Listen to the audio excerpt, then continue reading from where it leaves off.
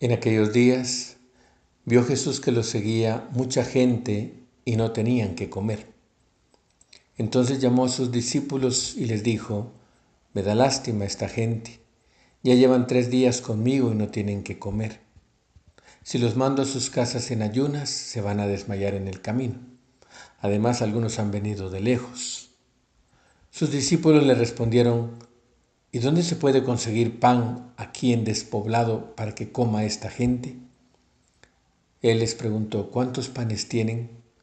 Ellos le contestaron: 7. Jesús mandó a la gente que se sentara en el suelo.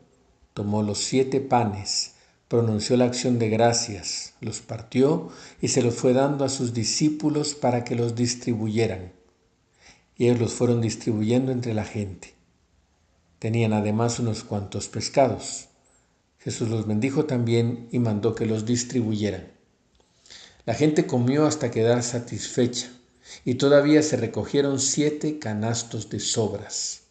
Eran unos 4,000. Jesús los despidió y luego se embarcó con sus discípulos y llegó a la región de Dalmanuta. Palabra del Señor. Gloria a ti, Señor Jesús. Nos dice el Papa Francisco: el Evangelio de hoy nos presenta el milagro de la multiplicación de los panes y los peces. En este hecho podemos percibir 3 mensajes. El primero es la compasión. Ante la multitud que lo seguía y, por decirlo así, no lo dejaba en paz, Jesús no reacciona con irritación. No dice: esta gente me molesta. No. Sino que reacciona con un sentimiento de compasión, porque sabe que no lo buscan por curiosidad, sino por necesidad. Pero estemos atentos. Compasión, lo que siente Jesús, no es sencillamente sentir piedad, es algo más. Significa compadecer, es decir, identificarse con el sufrimiento de los demás hasta el punto de cargarlo sobre sí. Así es Jesús. Sufre con nosotros, sufre con nosotros, sufre por nosotros. Y la señal de esta compasión son las numerosas curaciones que hizo. Jesús nos enseña a anteponer las necesidades de los pobres a las nuestras. Nuestras exigencias, incluso siendo legítimas, no serán nunca tan urgentes como las de los pobres, que no tienen lo necesario para vivir.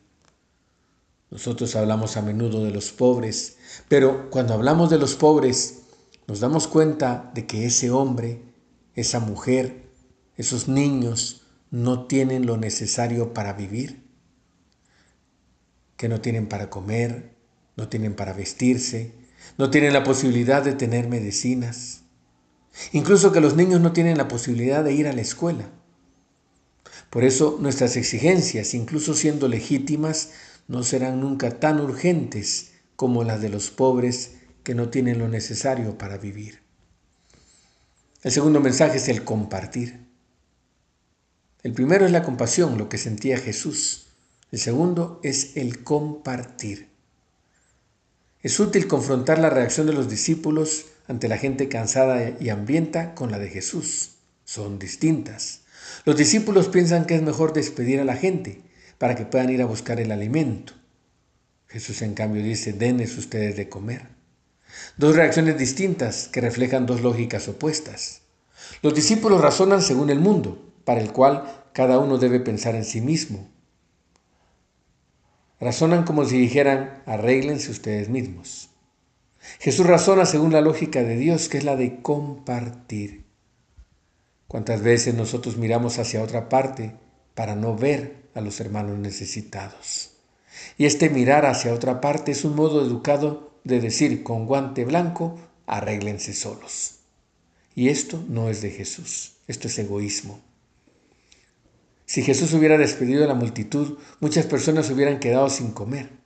En cambio, esos pocos panes y peces compartidos y bendecidos por Dios fueron suficientes para todos. Y atención, no es magia, es un signo que invita a tener fe en Dios Padre providente, quien no hace faltar nuestro pan de cada día si nosotros sabemos compartirlo como hermanos. Compasión, compartir. Y el tercer mensaje, el prodigio de los panes, preanuncia la Eucaristía. Se lo ve en el gesto de Jesús que lo bendijo antes de partir los panes y distribuirlos a la gente.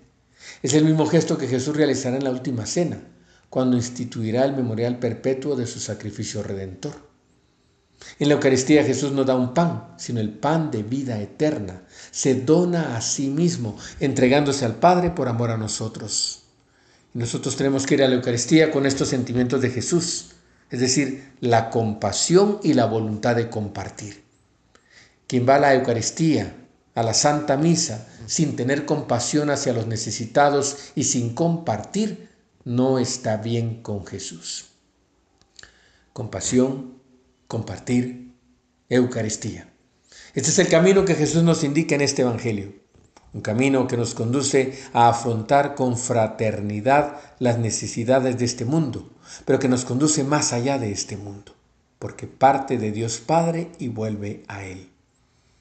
Que la Virgen María, Madre de la Divina Providencia, nos acompañe en este camino.